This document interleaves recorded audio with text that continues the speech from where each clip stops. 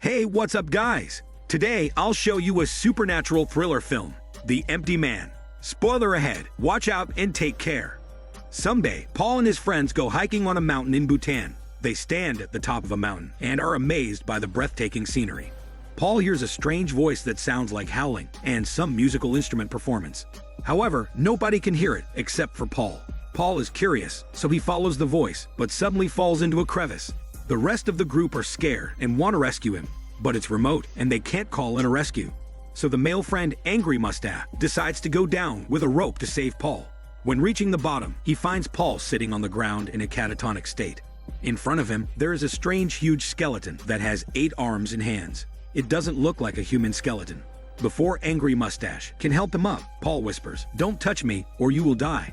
Angry Mustache doesn't understand, but still drags Paul out of the crevice and walks down the mountain with the others. Right then, a snowstorm hits and the temperature drops massively halfway the journey. They come to an empty house later and have a break, sheltering from the storm. There is no injury on Paul's body, but he seems to have lost consciousness. Paul wakes up after 3 days. He whispers something into his girlfriend's ear in the early morning, then leaves the house. Hours later, others realize Paul is gone. People start to worry about him. It's dangerous for him to be alone outside in the snow. They follow his footsteps and find him sitting in the snow, blowing a bum flute that he found in the crevice. Angry Mustache is annoyed by his blowjob on such a goddamn snowy day. So Angry Mustache shouts at him in anger. But Paul shows no emotion and keeps blowing the flute. Suddenly, Paul's girlfriend pulls out a dagger and kills Angry Mustache and his girlfriend. She then throws herself off the cliff, leaving Paul blowing the flute alone in the snow. In 2018, James suffered from depression after his wife and son died in a car accident. He has to live on pills to ease the pain. He quit his job in the police force and works at a hardware store, selling some cam gears and hormone sprays. His days are monotonous and lifeless, raping him every time he wakes up. One day, his neighbor's daughter Amanda has a chat with him. She has been depressed since she lost her father. She even tried to kill herself, but she has found a way to make peace. She resorts to meditation and positive thinking, and her life has changed completely. She believes that people are capable of manifesting their thoughts into reality. James doesn't understand or believe what she is saying. The next morning, a call wakes James up. It is his neighbor. Her daughter came home yesterday, but went missing this morning. There is a message written in blood on the bathroom mirror, saying, "The empty man made me do it." The neighbor thinks her daughter must have been kidnapped, so she calls the police. However, the police don't want to take that shit, but rather, they suppose Amanda is just a teenager who's just blown away by her hormones. Knowing that she can't count on the police, she reaches out to James, the former police officer. James was a parent and understands his neighbor's concern, so he agrees to help her. After the search, James finds a leaflet about the Pontifex Institute in Amanda's diary. On the back of the leaflet, the word tulpa is written. James doesn't know what it means. With what Amanda told him yesterday, James thinks she might have joined the institute. He asks his neighbor to list Amanda's close friends and starts the investigation from there. If she planned to run away from home, her friends must know something. James asks Amanda's closest friend if she knows where Amanda is and when she last saw her. The lady bro tells James the last they met was 3 days ago when they played a game, calling the empty man with other friends. They were chatting and drinking on a bridge. Amanda told her that if they found an empty bottle on the bridge and blow into it, strange things would happen in the coming days. On the first day, they would hear the empty man and couldn't stop thinking about him. On the second day, they would see him approaching. And on the third day, the empty man would find them and take them to another world, which means he would kill them and take their souls. Right then, Amanda picked up a bottle and tempted them to blow into it. Out of curiosity and unwilling to lose the blow game, all the kids took turns blowing into it. They thought it was a stupid story, but when they finished, a dark figure appeared on the bridge with a strange sound. Every time when the girl recalls this, she finds it creepy. After that night, they all disappear, just like Amanda. James thinks the empty man might be related to the cult Amanda mentioned before. He suspects they kidnap kids in the name of an evil god. James drives to the bridge where they played the game to see if he can find any clues. He finds the empty bottle and picks it up. He also wants to test how excellent his blowjob is and then blows into it.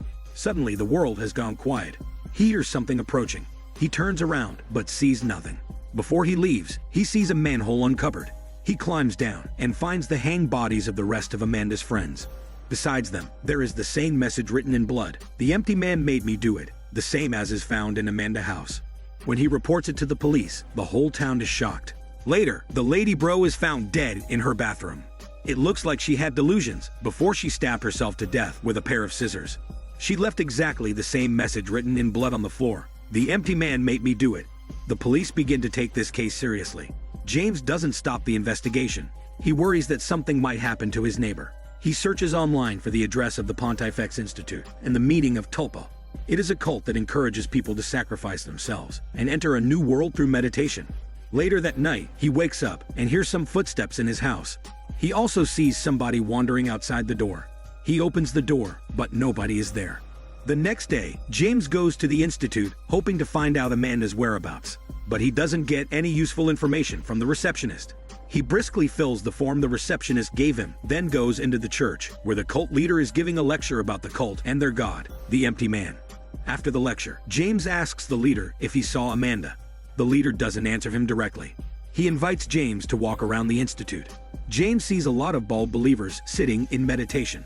Later, he meets a believer who tells him that Amanda is still alive, but she is not there. Amanda has been promoted because she has great potential, and she might have been taken to a camp in the woods. Using the address the believer gives him, James finds the camp and some documents and preaching videos about this cult. It turns out, for hundreds of years, the cult members have been helping the ancient evil spirit possess the human body so that they can get asylum and blessings from him. Just when James is leaving with the documents and videos, he hears some noises outside. James walks out of the house and sees a fire over the lake. He approaches near cautiously and sees the cult performing a ritual. They spot him and pursue him. James runs back to the car and escapes in a hurry. When James hands over the evidence to a police officer, he is disinterested. Instead, he blames James for entering the cult's private realm. Now, James understands that he can only rely on himself. The police won't help him solve the case. James goes to his store and grabs some weapons. Later, he goes to his neighbor and tells her that Amanda has joined a cult. It's better for her to leave the house and stay somewhere safe for a few days. James slips into the cult's library, where he's astonished to find lots of information about himself, including his date of birth, work experience, a birthday coupon he used in a restaurant, and even prescriptions from the hospital. He also sees some nude photos of him, which he has no memory of at all. To get more clues, he follows a group of followers and observes them. He notes that they visit a patient in secret at the hospital each day. James guesses maybe they are visiting the leader. So he goes to the hospital with a gun, where he finds Amanda taking care of a sick man. James is so excited that he calls his neighbor immediately to tell her he has found Amanda. But much to his shock, the neighbor has no idea who Amanda and James are. Amanda tells James the man in the bed is Paul, who fell into the crevice years ago. The strange skeleton Paul saw in the crevice is the empty man. Although he is long dead, he can still control weak-willed people. He possesses their bodies and communicates with his followers. In other words, Paul is now a human vessel possessed by the empty man. However, Paul is weakening and dying. The follower needs to find a new vessel for the empty man. This time, they make one according to the empty man's instruction. The person selected needs to have a hormone-strong and healthy body and must be full of hatred towards the world so that the empty man can possess him fully for long. It turns out, James has exactly the hormone-strong body, the perfect replacement for Paul. But the problem is he has a steady mind. The empty man can't penetrate his mind and control him. So the followers fabricate fake memories and implant them into his mind. They make James believe that his wife and son died in a car accident. In order to make him feel guilty and suffer more depression, they also make him believe that he was having an affair with his neighbor when the accident happened. Right now, James is full of false memories, and he can't tell what is real and what is not. That also explains why he can't remember when he took the nude pictures and why the cult has all of his private information. Due to all those strikes, James almost loses himself and collapses mentally. He tries hard to struggle against the demon, but to no avail. The empty man takes the chance to enter his body through his mouth and possesses him finally. Shortly after, James shows his stolid face and shoots Paul, ending his shitty life. The followers all bow to James, who is now the new empty man. This is Daniel CC Movie Channel. Stay safe and enjoy your day.